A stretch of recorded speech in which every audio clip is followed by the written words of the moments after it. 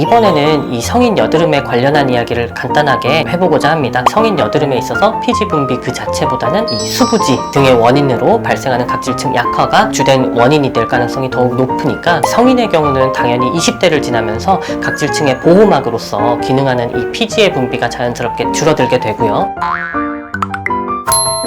여드름 한의사. 안녕하세요. 여드름 한의사 헤유라니온 홍대점 원장 정주영입니다. 저희 헤유라니온에는 피부 관련한 다양한 고민을 가지고 내원하시는 분들이 많은데요. 덥고 추운 혹은 습하거나 건조하거나 말 그대로 특정 계절이나 휴가철, 방학 등의 이 시기에 따라서 조금 더 특정 고민이 집중되는 경우가 많이 생겨나요. 지금 같은 시점이죠. 한창 더워지고 나서 장마도 겪게 되면서는 정말 덥고 습한 상황이 되다 보니까 평소에는 잘 나지 않던 여드름이 나게 되거나 하는 경우가 많아지게 됩니다. 특히나 이런 계절적인 변화에는 원래 여드름을 겪으신 적이 없는 분들에게 여드름이 발생하기도 하겠지만은 그보다는 이전의 여드름을 내가 겪었지만 잘 치료가 되었거나 잘 지나가게 된 상황에서 다시금 여드름이 발생하는 경우들이 더 많기는 합니다. 특히나 여드름을 겪으셨던 경험이 있으신 경우에는 이런 시기에 더욱더 잘 관리해 주셔야 되고요. 또 하나 이러한 시기에 더욱 많이 이제 뵙게 되는 경우가 바로 성인 여드름입니다. 20대 이상의 성인들에게 나타나게 되는 여드름인데요. 이 성인 여드름으로 내원해 주시는 분들께서 궁금해하시는, 많이 물어봐 주시는 피지 분비와의 상관성이라든지 발생하는 부위라든지 이런 관련 질문에 대한 답을 한번 드려보도록 하겠습니다.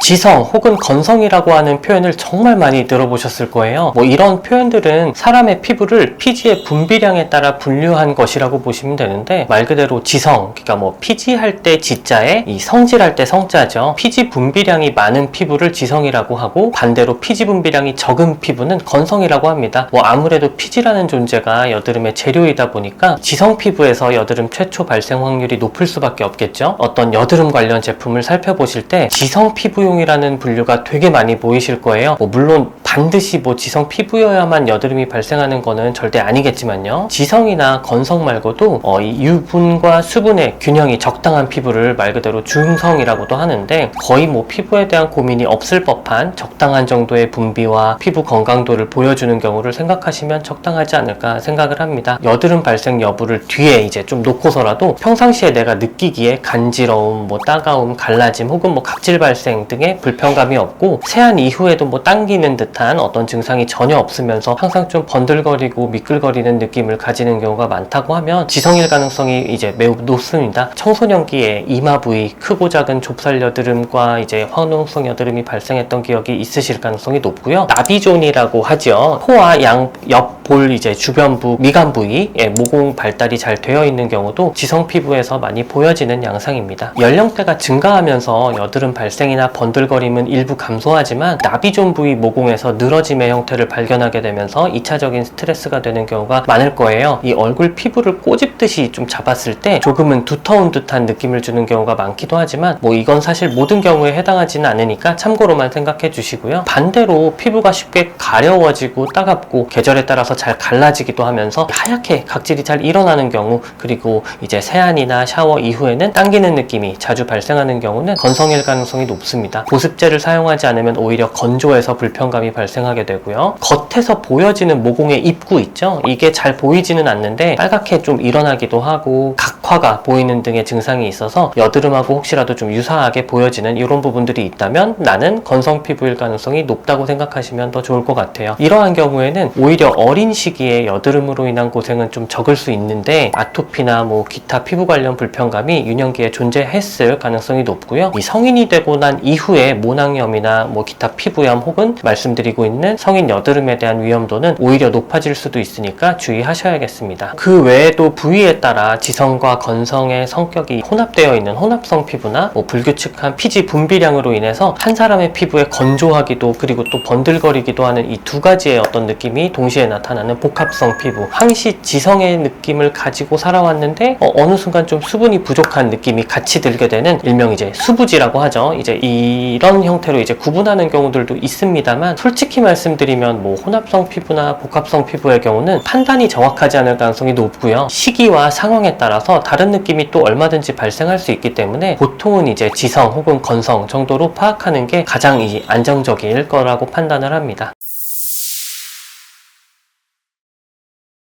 이 질문에 대답을 드리려면 먼저 이 수부지에 대한 설명을 먼저 드려야 될 것 같습니다. 처음 들으시는 분들은 뭐 수부지가 뭐지? 라고 생각을 하시게 될 텐데 바로 이제 수분 부족 지성, 수분이 부족한 지성이라는 말입니다. 특히 성인들에게 많이 발생하는 상황인데요. 얼굴의 피지 분비로 인한 번들거림이 과도한 것 같지만 또 한편으로는 무언가 피부가 당기고 얇은 부위에서는 각질도 잘 일어나는, 뭐 이를테면 아침에 일어나서 세안을 하고 나면 얼굴이 건조하고 쫙 당기는 느낌이지만 이른 오후쯤 생활을 하다 보면은 얼굴이 너무 번들거려서 신경이 쓰이고 이제 여드름도 더 올라와 있는 상황이랄까요? 아마도 지금 제 얘기를 들으시면서는 나도 그런데 라는 이런 생각이 드시는 분들이 분명히 계실 것 같습니다. 좀 답답한 느낌이거든요. 나는 번들거리기도 하고 당기고 건조하기도 하고 그러다 보니까 어떻게 관리를 해줘야 되는지에 대한 고민이 생길 수밖에 없습니다. 피부 컨디션 자체가 연령대가 이제 증가해서 성인이 되었음에도 불구하고 여드름을 발생하게끔 하는 요인으로 작용을 하다 보니까 내가 수부지다 라고 판단이 되었을 때는 그에 따른 올바른 관리를 해주는 거에 되게 중요합니다. 보통 많은 분들이 속건조라는 표현을 많이 하시긴 하는데 사실 그 표현이 뭐 적합한 경우도 있겠지만 또 그렇지 않은 경우도 많습니다. 연령대의 증가나 과도한 각질 제거, 뭐 기능성 화장품의 사용, 이런 요인으로 인해서 이제 표면 각질층이 약해지고 또 얇아지거나 건조해지게 되면서 이 수분을 머금고 탄탄하게 이제 층을 유지할 수 있는 기능을 잃게 되면서 쉽게 건조감을 느끼게 되면서도 피지 분비량 자체는 원래 적지 않은 지성이기 때문에 오히려 이 건조감에 대한 보상작용으로서 분비된 유분이 많아지면서 시간이 지나면서는 번들거리는 느낌이 과도하게 나타나는 형태로 판단할 수 있겠습니다. 성인의 경우는 당연히 20대를 지나면서 각질층의 보호막으로서 기능하는 이 피지의 분비가 자연스럽게 줄어들게 되고요. 각질층이 그러다 보니까 되려 얇아지고 약해지고 건조해지는 반응을 보이게 되는데 보습을 이전과 동일하게 해준다 하더라도 머금을 수 있는 각질층의 두께나 유분으로 보호받는 그런 어떤 바가 줄어들었기 때문에 세안 직후나 평상시에 이 그 수분이 부족해서 건조하고 약해진 각질층의 양상이 나타나게 됩니다. 이 수분이 부족한 지성의 느낌은 그로 인해 성인이 되면서 더 강해지게 된다고 판단하는 것이 좋을 것 같습니다. 보통 저희 원에 내원해주시는 성인 여드름 환자분들 대부분이 말씀해주시는 부분이 이렇습니다. 어렸을 때 청소년기부터 여드름이 나기 시작했는데 처음에는 이마 부위에서 발생했었고 시간이 지나면서는 관자놀이 그리고 볼 부위에서 발생을 많이 하더니 성인이 되면서는 이제 이마와 볼 부위에서의 증상은 상당 부분 좀 완화됐다. 근데 어느 순간부터는 입술 이제 양쪽 하단부, 이제 이런 부분들이죠. 얇은 부위하고 턱 부위, 양쪽 턱에서 이제 목과 귀 앞에 이런 헤어라인에 이르는 부위에까지 이제 증상이 나타나기 시작하면서 이게 한 번 생겼는데 없어지지가 않는다 라고 표현을 해주십니다. 이 성인 여드름이 잘 발생하는 부위가 턱 부위와 입술 하단 부위 그리고 얼굴 가장자리인데요. 그러다 보니까 처음 발생 부위에서 점점 위에서 아래로 내려오는 것처럼 여드름이 발생한다고 표현하시는 경우들이 많고요. 물론 어린 시절부터 조금은 꾸준하게 여드름을 겪고 오셨던 경우에는 방금 언급한 이 부위들 말고도 기본적으로 다른 부위들에도 여드름 양상이 나타나지만 새롭게 발생하는 여드름들은 이 부위들에서 대부분 더욱 빈번하게 발생하는 양상을 보이게 되고요. 이전에 여드름 발생 과거력이 없는 경우, 그러니까 여드름이 났던 적이 없는 경우에서는 조금 더 뚜렷하게 턱과 얼굴 가장자리에서의 여드름 발생, 그 부위에서의 발생만이 나타나는 양상도 보일 수 있습니다.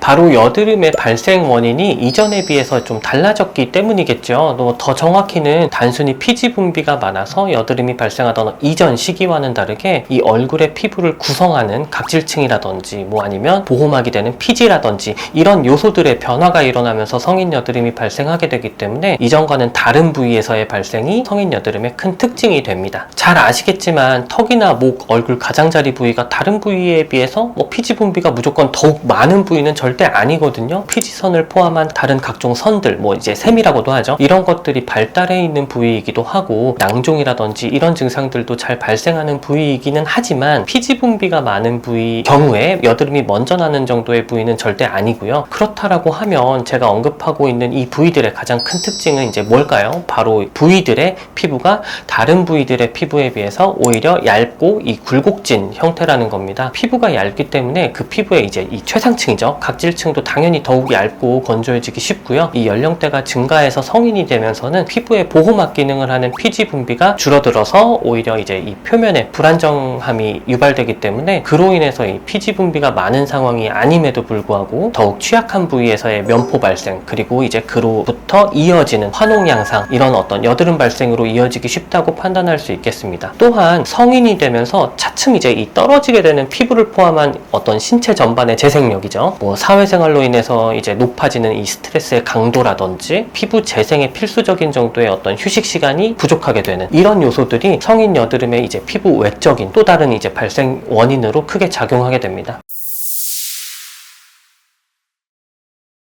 저희 원에서는 이러한 성인 여드름의 경우는 크게 두 가지 방향으로 치료를 진행하게 되는데요. 한의원 치료에 어울리는 그야말로 내외부 치료를 병행하는 방식이라고 보시면 될 것 같습니다. 이 먼저 여드름이 발생 중인 그 피부 자체에 대한 어떤 외부적인 치료로는 이 여드름의 심한 정도를 구분해서요, 그 심한 순서대로 차근차근 개수를 줄여가는 방식을 취하는 경우가 많습니다. 대부분 피부가 약한 상태에서의 여드름 발생이거든요. 성인 여드름이 초반부터 이 과도한 자극을 주면서 치료를 진행하게 되면 아무는 속도가 느리기도 하고요. 피부가 얇은 부위에서 잘 발생하는 이제 특징이 있다 보니까 치료하고 있는 부위가 재환홍되거나 좀 예민해져서 치료의 효과가 떨어질 수밖에 없습니다. 따라서 얇은 부위 피부의 예민함을 유발하지 않는 선에서 제거를 잘 진행해줘서 흉터가 잘 생길 수 있는 여드름부터 차근차근 제거를 진행해 가면서는 결론적으로 이 기저, 바닥에 깔려있는 자잘한 면포의 형태까지도 올바른 방식으로 압출이 되고 재생에 이르를 수 있도록 제거 관련한 계획을 세우게 돼요. 여드름의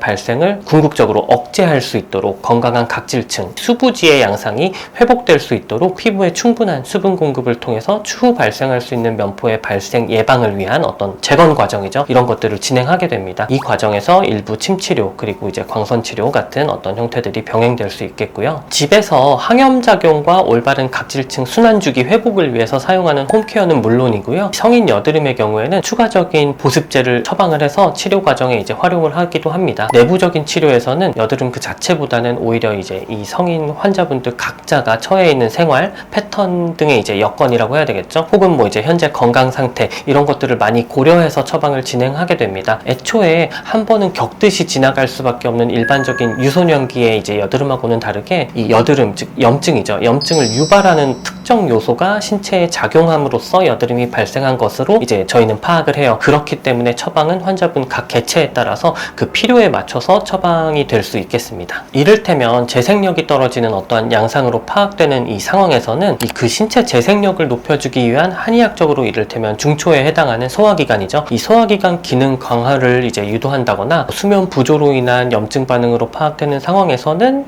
그 수면의 질을 높여주기 위해서 영혈이죠. 영혈을 보완해주는 어떤 처방을 하게 된다거나 정확한 진단을 통해서 필요한 처방을 그에 맞게 하는 것이 매우 중요한 부분이 될 것입니다.